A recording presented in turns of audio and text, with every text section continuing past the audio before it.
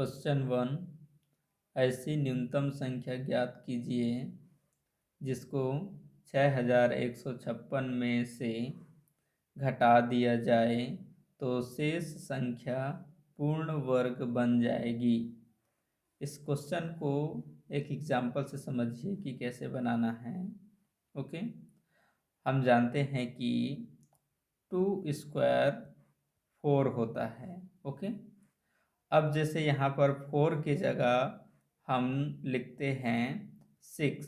Okay, तो ये 6 में हम कितना नंबर घटाए कि यह नंबर किसी संख्या का स्क्वायर हो।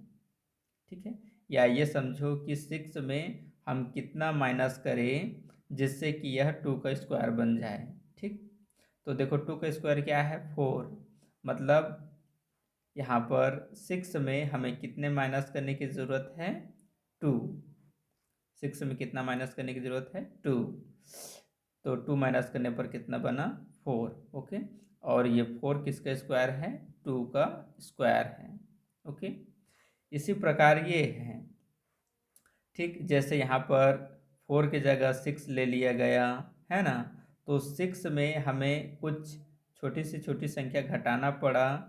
ठीक है, 6 में हमें एक छोटी से छोटी संख्या घटाना पड़ा जिससे यह 2 का स्क्वायर बना। इसी प्रकार से ये भी है। ठीक, 6156 में जैसे यहाँ पर 4 की जगह हमने 6 ले लिया जिससे 2 संख्या ज़्यादा था, तो 6 में जितना ज़्यादा था उतना को हमने घटाया जिससे हमें 2 का स्क्वायर मिला। उसी प्रकार से 6156 में भी कुछ संख्या ज़्यादा लिया गया है, तो कितना संख्या ज़्यादा है उसको यहाँ पर हम घटाएंगे, तब हमें एक पूर्ण वर्ग संख्या प्राप्त हो जाएगा। आइए देखते हैं 6156 में से कितने संख्या का पूर्ण वर्ग निकलता है और कितना संख्या इसमें एक्स्ट्रा ऐड कर दिया गया है। ओके, तो कितना संख्या इसमें एक्स्ट्रा है वह पता करने के लिए हमें दिए हुई संख्या का वर्गमूल निकालना है। तो वर्गमूल निकालने के लिए पहले संख्या लिखेंगे 6156। अब हम पीछे से इसका पेयर बनाएंगे। ओके, तो 2 अंकों का एक पेयर, फिर 2 अंकों का एक पेयर। ओके, तो देखो स्टार्टिंग नंबर में 61, पेयर कितना बनना है 61। ओके, तो यहाँ जो नंबर लिखेंगे उसके स्क्वायर को यहाँ लिखेंगे।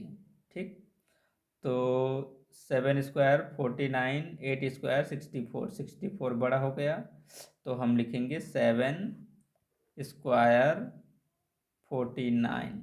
Okay, 7 square 49। इस तरफ के नंबर को ऐड करेंगे 14, अंदर की संख्या को घटाएंगे तो 11 माइनस 2, 11 माइनस 9 2। ओके, 6 ये बन जाएगा 5, तो 5 माइनस 4 1। नीचे हम पूरा पेयर उतारेंगे। ओके, यहाँ सिर्फ ऐसे 5 मत लिखना क्योंकि वर्गमूल में पूरा पेयर को नीचे लिखना पड़ता है। ओके, और ये हमारा लास्ट पेयर है। तो ये तो पूर्ण वर्ग संख्या नहीं है, यदि पूर्ण वर्ग संख्या होता तो लास्ट पेयर के अंतिम अंक को देखकर यहाँ पर कौन सा नंबर रखना है हम पता कर सकते हैं। ठीक, बट ये तो पूर्ण वर्ग नहीं है, तो वैसा करने से हमें परफेक्ट स्क्वायर रूट नंबर नहीं मिलेगा। अतः हमें क्या करना पड़ेगा, एक बार 14 के पीछे 1 लेकर 1 से मल्टीप्लाई करेंगे तो 141, इससे काफ़ी छोटा है। इसी प्रकार से पता करना पड़ेगा। ठीक है, 14 के पीछे 2 लेकर 2 से मल्टीप्लाई करेंगे, 14 के पीछे फिर 3 लेंगे तो 3 से मल्टीप्लाई करेंगे, 14 के पीछे 4 लेंगे तो 4 से मल्टीप्लाई करेंगे। ठीक, तो ऐसे ही 14 के पीछे 2 3 4 5 ऐसे आपको लेते जाना है, और जिस नंबर को इसके पीछे लेने के बाद उसको उसी से मल्टीप्लाई करने पर इस नंबर से जो जस्ट छोटा नंबर बनेगा उसी नंबर को उसके पीछे लेकर मल्टीप्लाई करना है और उसके गुणनफल को इसके नीचे लिखना है। ओके, तो यहाँ पर 14 के पीछे हम 8 लेंगे और 8 लेकर 8 से मल्टीप्लाई करेंगे तो हमें नंबर मिलेगा 1184। ओके, इस नंबर को हम यहाँ लिखेंगे 1184 और 14 के पीछे लिखेंगे 8 और यही 8 एक बार ऊपर में। ओके, अब इस नंबर को हम माइनस करेंगे तो माइनस करने पर हमें मिला 72। ओके, तो 6156 में ये जो रिमाइंडर नंबर है इतना नंबर एक्स्ट्रा लिया गया है। ठीक, तो 6156 में हम 72 माइनस कर देते हैं। ठीक है, 6156 में यदि हम 72 माइनस करते हैं तो हमें प्राप्त होता है 6084। ठीक है, 6084। तो सॉरी, हाँ ठीक है, ठीक, तो 6156 में 72 निकाल देंगे तो 6084 एक ऐसा संख्या है जिसका पूर्ण वर्ग में निकल जाएगा। तो इस संख्या का पूर्ण वर्ग कितना निकलेगा? ये 78। ओके, तो यहाँ पर बात क्या हुआ था? यहाँ पर हो रहा है बात की कौन सी छोटी सी ऐसी न्यूनतम संख्या ज्ञात कीजिए जिसको 6156 में से घटा दिया जाए। तो जितना ज़्यादा इस संख्या में जितना ज़्यादा लिया था उतना को ही घटाएंगे। तो कितना ज़्यादा लिया गया था? 72, तभी ये शेषफल के रूप में बचा है। क्वेश्चन नंबर 2, एक बगीचे में 1849 पेड़ है। यदि उसकी प्रत्येक पंक्ति में उतने ही पेड़ हो जितनी पंक्तियाँ, तो पंक्तियों की संख्या क्या होगी? एक बगीचे में 1849 पेड़ है। यदि उसकी प्रत्येक पंक्ति में उतने ही पेड़ हो जितनी पंक्तियाँ, तो पंक्तियों की संख्या क्या होगी? इस क्वेश्चन को एक एग्जाम्पल से समझो कि एक बगीचा है। ओके, एक बगीचा है, तो एक बगीचे में कुल पेड़ है 1849, मान लेते हैं ये सब पेड़ों की संख्या है। ठीक है, तो पेड़ों की कुल संख्या कितना है? 1849। ठीक, यदि उसके प्रत्येक पंक्ति में, ठीक है, तो प्रत्येक पंक्ति मतलब क्या है? उसके पेड़ की प्रत्येक लाइन में उतने ही पेड़ हो जितनी पंक्तियाँ। ठीक है, मान लो कि एक पेड़ की एक सिध में एक पंक्ति बना है 1 2 3 4 5 6 7 8। ठीक है, मान लो कि पेड़ की एक पंक्ति में 8 पेड़ है। ठीक, तो पेड़ के एक पंक्ति में जितने पेड़ होंगे, ठीक है, उतने ही इनकी पंक्तियों की संख्या भी हो जाएगा। मान लो ये 8 पेड़ है, एक पंक्ति में 8 है, तो इनकी पंक्तियों की संख्या भी कितना हो जाएगा? 8। 1 2 3 4 5 6 7 8 हो जाएगा। ठीक, तो जितना एक पंक्ति का एक लाइन में जितना पेड़ है उतने ही इनकी पंक्तियों की संख्या है। तो इस प्रकार की जो क्वेश्चन होता है उसका सीधा सीधा हमें निकालना पड़ता है वर्गमूल। ठीक है, क्योंकि जितना एक पंक्ति में पेड़ की संख्या है उतने ही इनकी पंक्तियों की लाइन है, तो इनका सीधा सीधा निकाला जाता है स्क्वायर। ठीक है, इसका निकाला जाता है वर्गमूल। क्या निकाला जाता है? वर्गमूल। ठीक, तो यहाँ पर 1849 का हम निकालेंगे वर्गमूल। सबसे पहले हम लिखेंगे 1849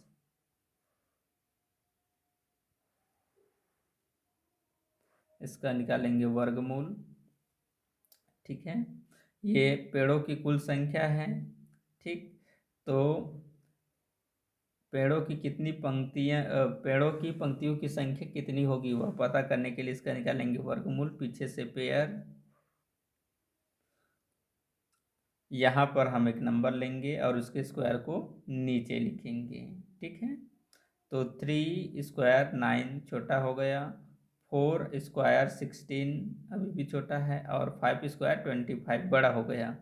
तो बड़ा नंबर नहीं लिखेंगे, इससे जस्ट छोटा 4 है, और 4 स्क्वायर 16। ठीक, 4 स्क्वायर 16, एक बार 4 यहाँ पर और एक 4 यहाँ पर। इस तरफ के 4 को प्लस करेंगे, 4 4 8, और इस तरफ की संख्या को हम माइनस करेंगे, 8 - 6 2 1 - 1 0, पेयर नीचे लाएंगे 49। ओके, तो ये एक पूर्ण वर्ग वाली संख्या है। ठीक है, ये एक पूर्ण वर्ग वाली संख्या है और ये लास्ट पेयर है। तो अब हम 8 के पीछे कौन से नंबर लेंगे पता करेंगे। ठीक है, तो कौन से स्क्वायर का लास्ट नंबर 9 होता है? एक 3 का स्क्वायर, एक 3 के स्क्वायर के लास्ट में 9 आता है, तो 3 लिखकर 3 से मल्टीप्लाई कर सकते हैं, या फिर 8 के पीछे 7 लेकर 7 से मल्टीप्लाई। ठीक है, चलिए देखते हैं कि 8 के पीछे क्या लेंगे। 3 3 जा 9, और 3 8 जा 24। ठीक, तो हमें नंबर मिल गया 24। ओके, तो 8 के पीछे हम लेंगे 3, 249। तो 8 के पीछे कौन सा नंबर लेने पर मिला? 249 3, और यही 3 यहाँ पर भी। ठीक, ओके, तो 1849 का वर्गमूल क्या निकला? 43। ओके, तो यहाँ पर से समझ गए कि उस बगीचे में पेड़ों की, एक पंक्ति में पेड़ों की संख्या कितना है? 43। तो पेड़ों की पंक्तियों की लाइन कितना हो जाएगा? 43 हो जाएगा। पेड़ों की पंक्तियों की लाइन भी कितना हो जाएगा? 43 हो जाएगा।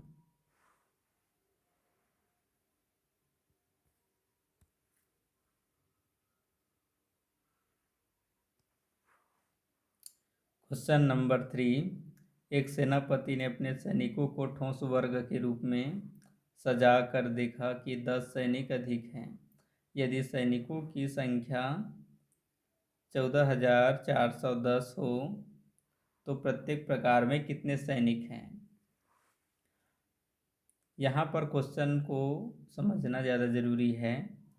यहाँ बोला जा रहा है कि एक सेनापति के पास सैनिक हैं। ठीक है, तो सैनिक क्या कर रहा है? सेनापति अपने सैनिकों को ऐसे एक लाइन में खड़ा कर रहा है। ठीक है, तो मान लो एक छोटी संख्या लेते हैं, कितना है? 1 2 3 4 5 6 7 है। ठीक, तो एक पंक्ति में 7 सैनिक खड़े हैं। ठीक, तो पंक्तियों की संख्या भी 7 हो जाएगा। ठीक है, ये ऐसे, तो ये भी कितना हो जाएगा? 7।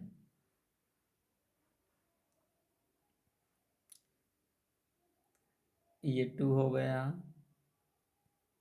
3 4 5 6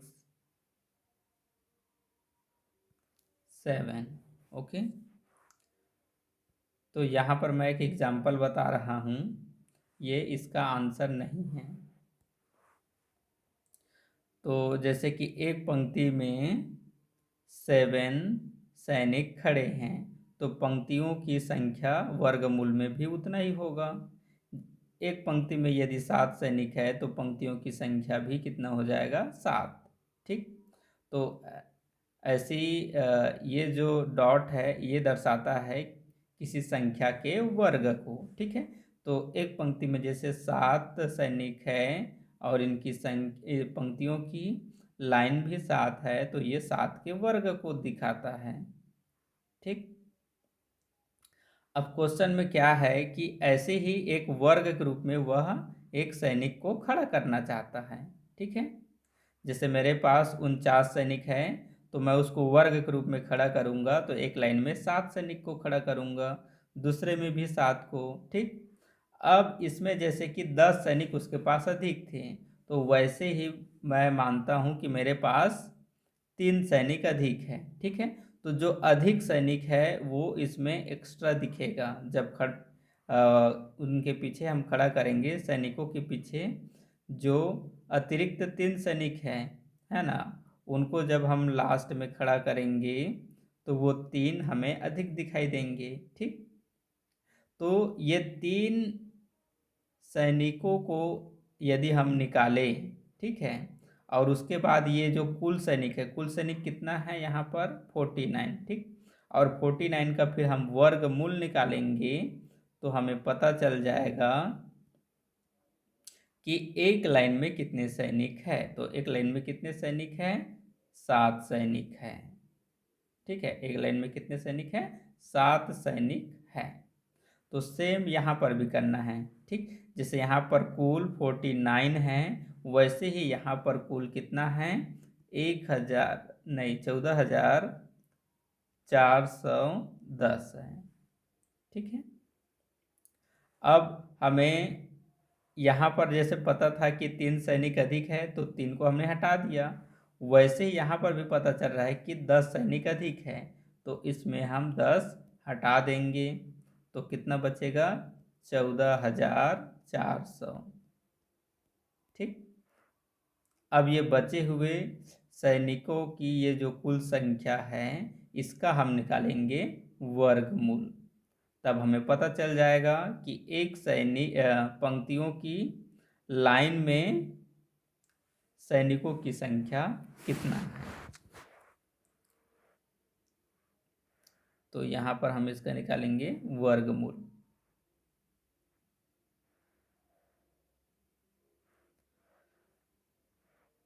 पीछे से पेयर बनाएंगे। ओके, यहाँ पर है 1, तो 1 होने पर यहाँ पर लिखेंगे 1 और 1 स्क्वायर 1, एक 1 यहाँ पर, एक 1 हम ऊपर में लेते हैं। ओके, इस तरफ के नंबर को ऐड करेंगे तो 1 + 1 2 और 1 - 1 0, पेयर नीचे लाएंगे। ओके, यहाँ पर बना 44, तो 2 के पीछे यदि हम 2 लेकर 2 से मल्टीप्लाई करें तो हमें कौन सा नंबर मिलेगा, 44। तो 2 के पीछे 2 लेंगे और 2 ऊपर। ओके, यहाँ से माइनस करेंगे 0 और यहाँ पर पेयर हम नीचे लाएंगे। ओके, तो ये 2 0 का पेयर हम नीचे लाए। ओके, तो यहाँ पर 2 ऊपर में लिए 2 नीचे लाएंगे। ठीक है, और इसको ऐड करने पर ये बना 24। ठीक, तो पेयर क्या है, 0। ठीक, तो 24 के पीछे यदि हम 0 लेकर इसको 0 से मल्टीप्लाई करेंगे तो हमें क्या मिलेगा, 0। ठीक है, तो यहाँ पर 0 क्या रखेंगे, 0। ठीक, और ये पेयर को मैं नीचे इसलिए लाया हूँ क्योंकि पेयर में 2 0 है। ठीक है, और 2 0 होने पर जैसे यहाँ तक आप बना लेते है ना, तो 1 के बाद यहाँ पर 2 लिए, लेकिन यहाँ पर पेयर में 2 0 है तो कई बच्चे ये 2 के पीछे से 2 0 लिख देते हैं, जो कि गलत है। इसीलिए इस पेयर को मैं नीचे उतारा हूँ। ठीक है, तो यहाँ पर ये 2 0 का पेयर नीचे लाए और यहाँ पर 24 के पीछे हम 0 रख रहे हैं तो सिंगल 0 रख रहे हैं ना, इसीलिए इसके पीछे सिंगल जीरो आएगा। ओके, तो 14,420 का वर्गमूल कितना निकला? 120। अर्थात पंक्तियों की एक लाइन में सैनिकों की संख्या कितना होगा? 120। और पंक्तियों की कुल संख्या भी कितना हो जाएगा? ऐसे 1 2 3, इसको भी 120 तक हमें रखना पड़ेगा। ठीक,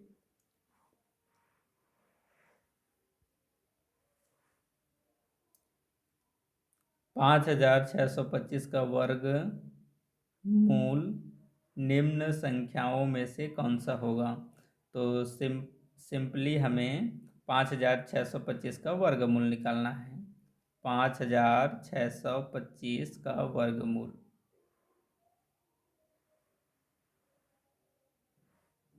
पीछे से पेयर बनाएंगे तो ये 25 का एक पेयर बन गया और 56 का एक पेयर। ठीक, तो अभी आपको सिर्फ ये 56 को ध्यान में रखना है। तो यहाँ पर कौन सा नंबर लेंगे? 5 स्क्वायर 25 छोटा है, 6 स्क्वायर 36 छोटा है। ठीक, तो 7 स्क्वायर 49।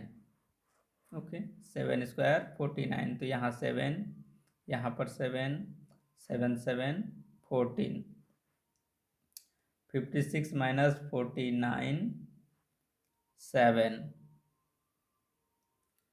और यहाँ से 25 का पेयर हम नीचे लाएंगे। ओके, लास्ट पेयर है, तो लास्ट पेयर का अंतिम अंक 5 है।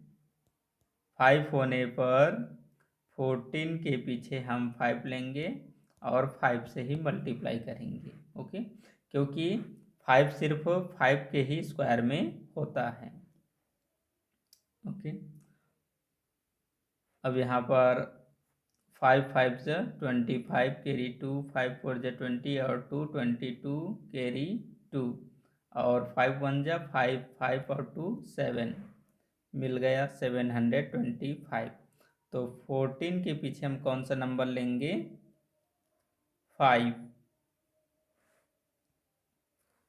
5,625 का वर्गमूल निकला 75।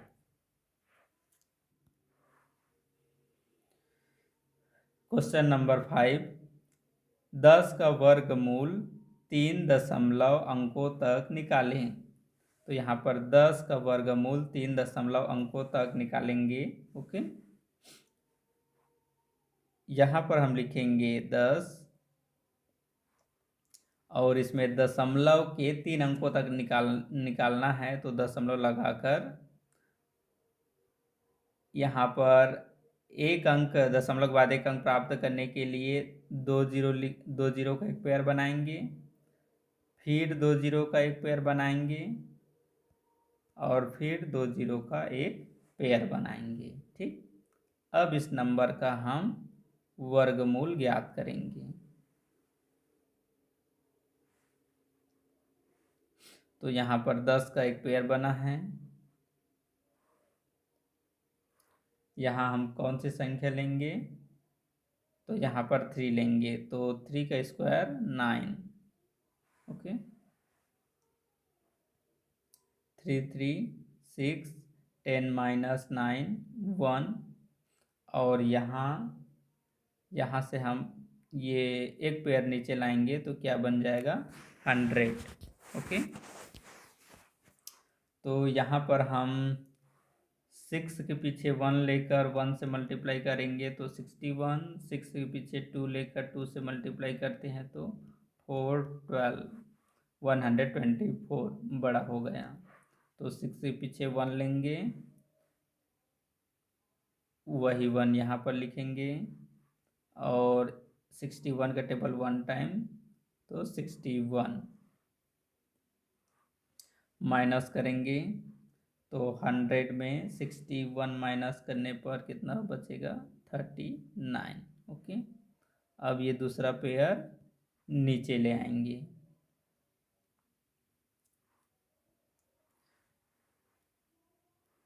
चूँकि यहाँ पर और पेयर बचा इसलिए यहाँ पर जो 1 लिए हैं, एक 1 यहाँ पर भी लिखना पड़ेगा, और 61 एंड 1 कितना हो जाएगा 62।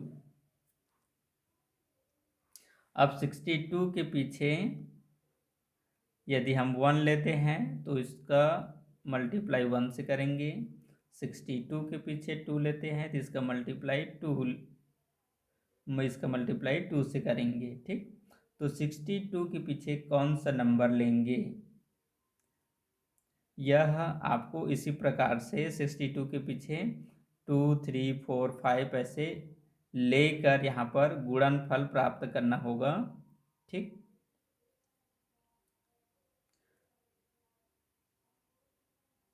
तो यहाँ पर हमें 62 के पीछे अभी हम 6 लेंगे और इसका मल्टीप्लाई 6 से करेंगे। ठीक है, तो हमें गुणनफल मिलेगा 3756। ओके, जो कि इस संख्या से जस्ट छोटा नंबर है। और 62 के पीछे यदि आप 7 लेते हैं और 7 से मल्टीप्लाई करोगे तो इस नंबर से जस्ट बड़ा नंबर मिल रहा है। ठीक है, तो बड़ा नंबर को नहीं लिखेंगे, जस्ट छोटा नंबर 3756 यहाँ लिखेंगे। और 62 के पीछे कौन सा नंबर लेने पर आया है 6, तो यहाँ पर क्या लिखेंगे 6। ओके, और यही 6 एक बार ऊपर में, चूंकि यहाँ पर एक पेयर और बचा है। ओके, इसलिए एक 6 फिर यहाँ पर। ओके, तो अब हम इसे माइनस करेंगे। 10 - 6 4, फिर 9 - 5 4, 8 - 7 1।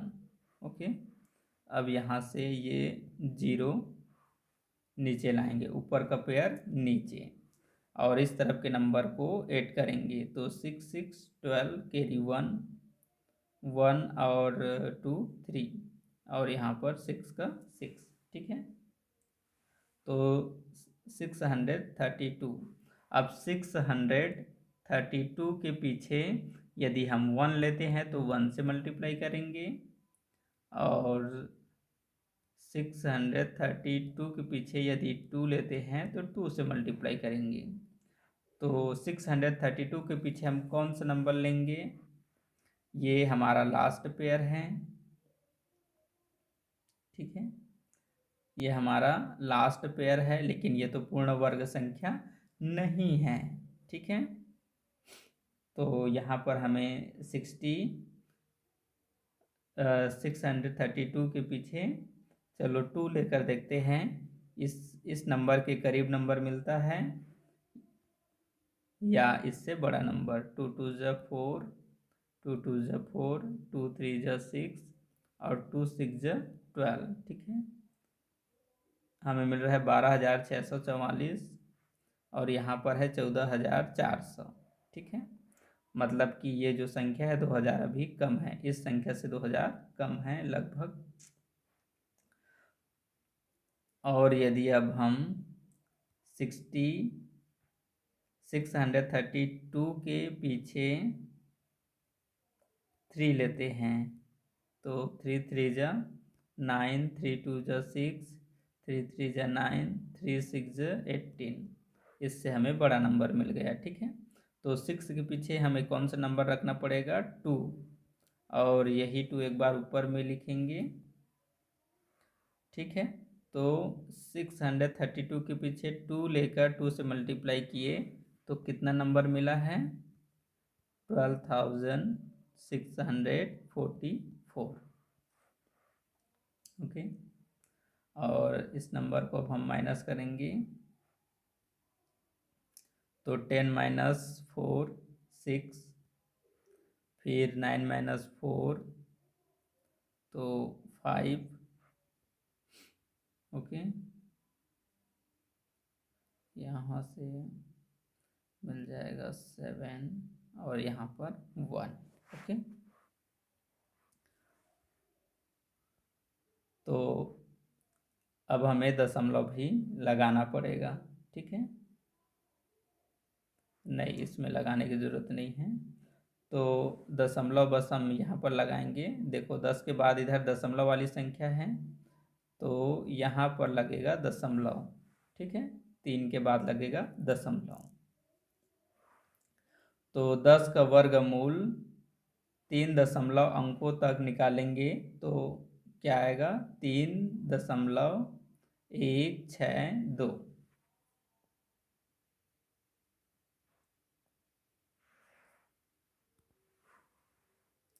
क्वेश्चन नंबर 6, √2/5 का मान दशमलव के बाद 3 अंकों तक निकालें।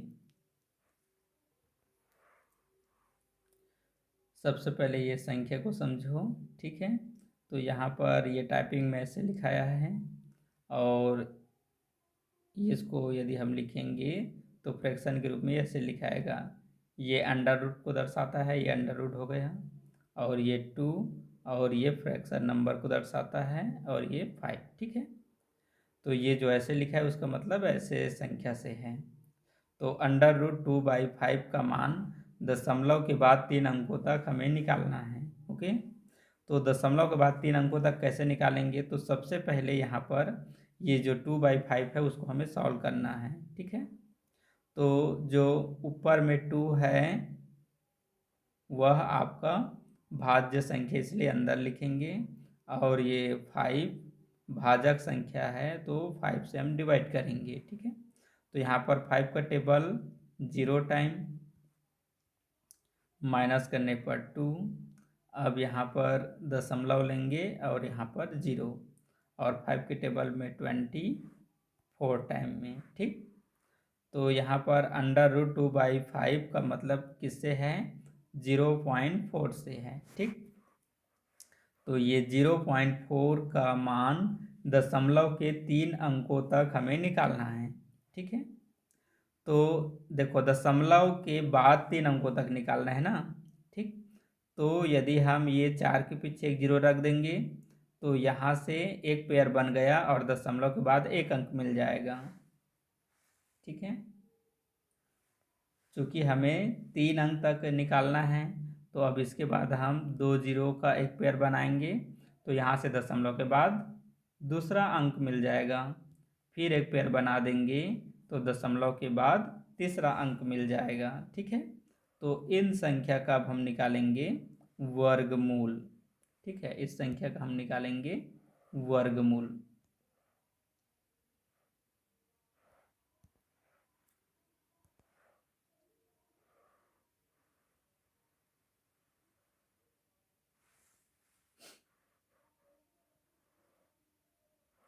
ओके, यहाँ पर कौन सा नंबर है?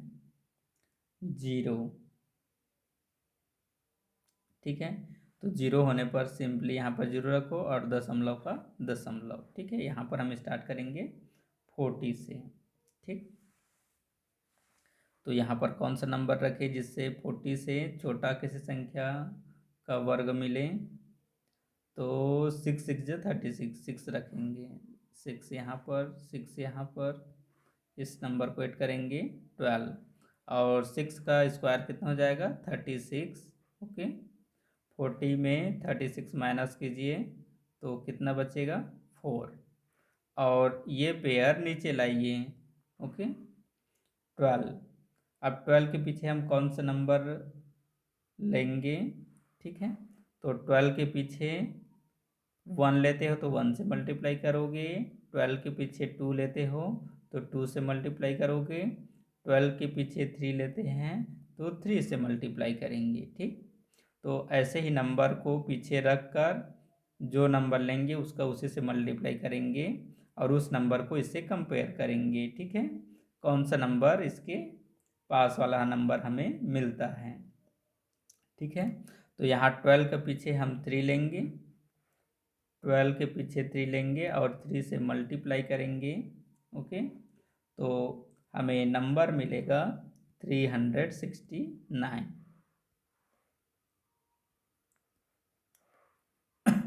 तो यहाँ पर 12 के पीछे 3 लिखेंगे और वही 3 एक बार यहाँ पर लिखेंगे और इस नंबर को हम माइनस करेंगे। ठीक है, तो इस नंबर को माइनस करेंगे, हमें रिमाइंडर मिलेगा 31 और यहाँ से पेयर नीचे ले आए।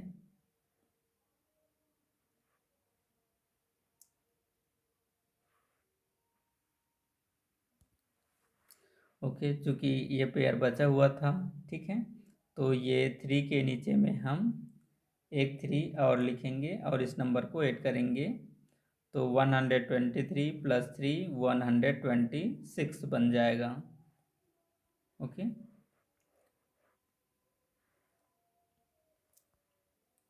अब 126 के पीछे हम कौन सा नंबर लेंगे यह पता करेंगे।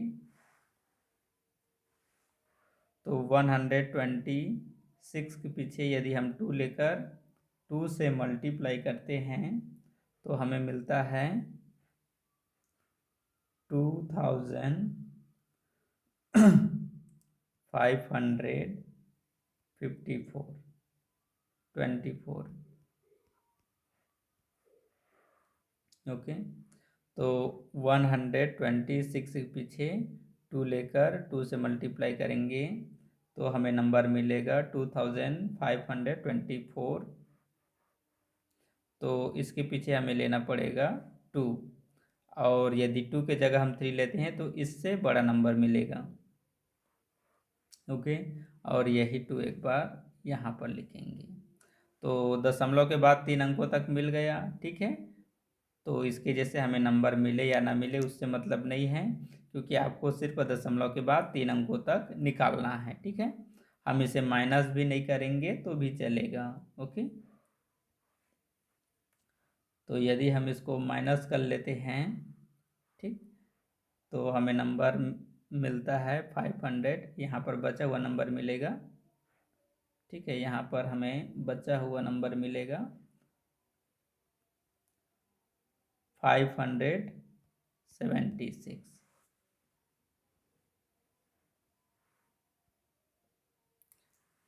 तो √2/5 का मान दशमलव के 3 अंकों के बाद है 0.632।